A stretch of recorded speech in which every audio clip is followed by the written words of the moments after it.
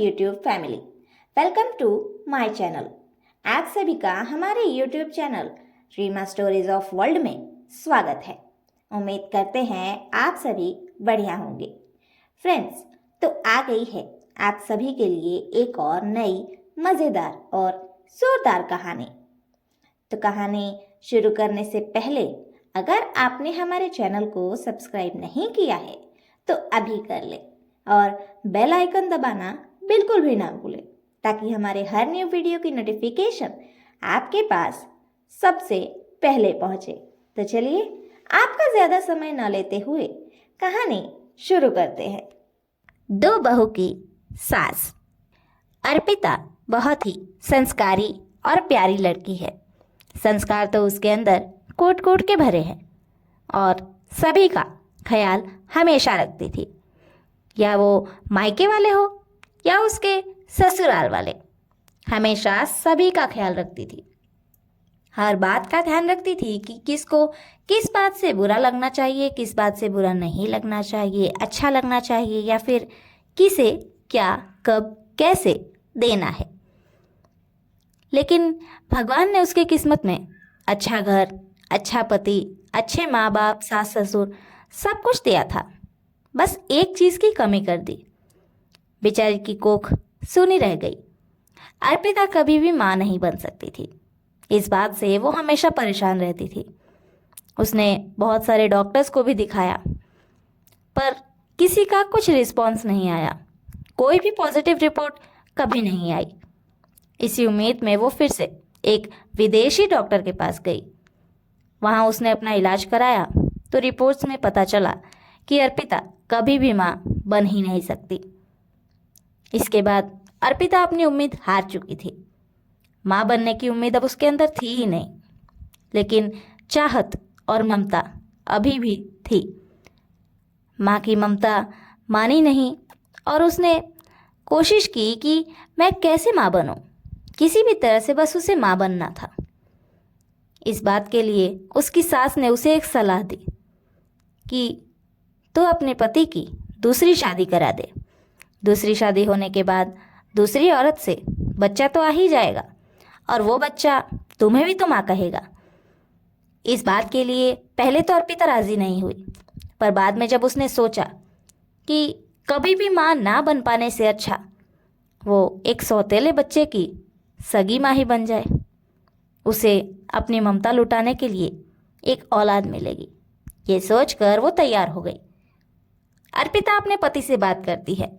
उसका पति हरगिज तैयार नहीं होता इस शादी के लिए, पर उसने बहुत मनाया। बहुत मनाने के बाद अंत में जाकर उसका पति भी मान ही गया।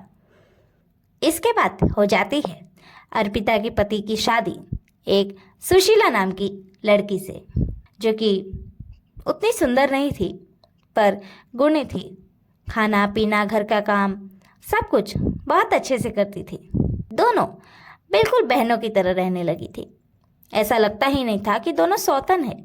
सुशीला और अर्पिता दोनों छोटी बड़ी बहनों की तरह हमेशा एक दूसरे की हर जिद, हर बात, सब कुछ मानते थे और एक दूसरे को पलकों पर बिठा के रखते थे। ये बात देखकर दुनिया को बहुत जलन होती थी। आखिर ये दोनों सौतन में इतना प्यार है कैसे? आखिर ऐसा क्या है जो इनके बीच मजबूत है, जिसे तोड़ने की हर किसी ने बहुत कोशिश की, पर ऐसा नहीं हुआ। अड़ोस पड़ोस और बाकी रिश्तेदारों ने भी कई कोशिशें की कि इन दोनों सौतन के बीच में दरार आ जाए और अर्पिता का घर टूट जाए, लेकिन ऐसा हुआ ही नहीं। एक दिन खुशखबरी आती है कि सुशीला प्रेग्नेंट है। तभी पूरा परिवार खुशी में झूमने नाचने लगता है। उसके बाद सभी घर वाले सिर्फ सुशीला के आगे पीछे रहने लगे। सुबह उठने के बाद जो सास आकर अर्पिता को चाय नाश्ता पूछती थी, उसका हाल चाल पूछती थी, वो अब अर्पिता को नहीं बल्कि सुशीला को जाकर चाय नाश्ता पूछती है। अर्पिता को धीरे धीरे ऐसा लगने लगा कि जब से सुशीला प्रेग्नेंट हुई है उसकी कोई वैल्यू ही नहीं कर रहा घर में। हाँ, ये उसकी गलत फहमी थी, क्योंकि सुशीला प्रेग्नेंट थी। उसका ख्याल रखना इस वक्त सबसे ज़्यादा ज़रूरी था। अर्पिता को माँ बनना था तो उसे भी सुशीला का पूरा ख्याल रखना चाहिए था, पर उसके मन में अलग ही चीज़ आ गई। फिर भी वो इग्नोर करती थी। आखिरकार जब डिलीवरी हो गई उसके बाद दोनों के बीच में दरार आ ही गई। अर्पिता ने कहा कि मुझे बच्चा चाहिए, मैं उसका पालन पोषण करूं, मैं अपने पास ही रखूंगी।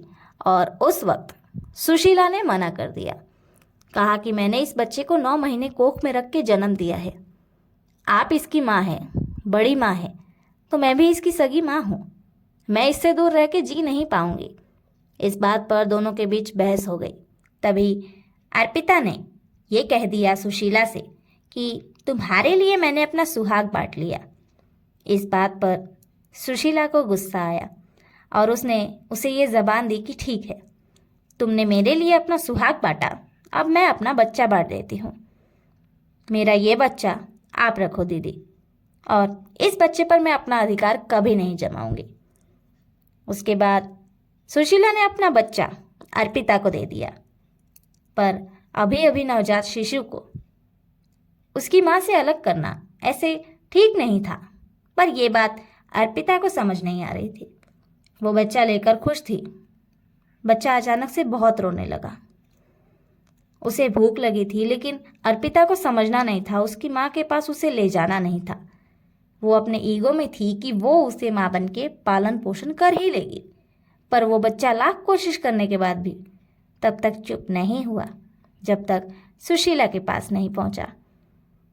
सुशीला के पास जाते ही बच्चा चुप हो गया। अब इस बात का एहसास अर्पिता को हो गया कि एक बच्चे को उसकी माँ की ज़रूरत हमेशा पड़ती है, चाहे वो छोटा हो या बड़ा। इसके बाद अर्पिता ने सुशीला से और सुशीला ने अर्पिता से, दोनों ने एक दूसरे से अपनी अपनी हरकतों के लिए माफ़ी मांगी और दोनों के बीच में एकदम सुलह हो गई। अब दोनों बिल्कुल ठीक से एक परिवार बनकर रहते हैं, 2 बहनों की तरह। तो फ्रेंड्स, ये थी हमारी आज की कहानी। आप सभी को कहानी कैसी लगी ये कमेंट बॉक्स में ज़रूर बताइए, और कहानी अच्छी लगी हो तो ज़्यादा से ज़्यादा शेयर ज़रूर करें। Thank you.